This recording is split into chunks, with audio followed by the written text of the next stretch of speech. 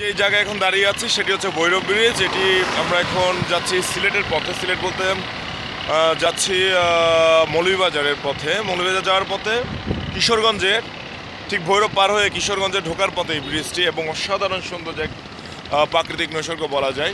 আপনারা দেখতে পাচ্ছেন অত্যন্ত সুন্দর, অত্যন্ত সুন্দর, অনেক গভীরতাও আছে। আপনি দেখতে পেয়েছেন অনেক গভীর।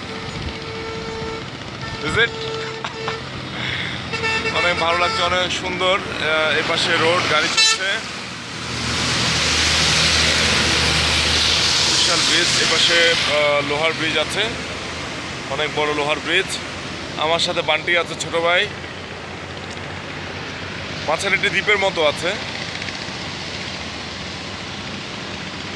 আপনারা দেখতে পাচ্ছেন। মাঝখানে একটি দ্বীপের মতো আছে ঠিক ওই পাশটাতে। এপাশে শহর,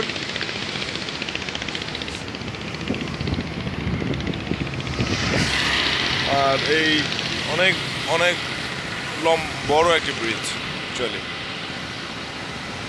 সেলফি তোলার জন্য ভালো।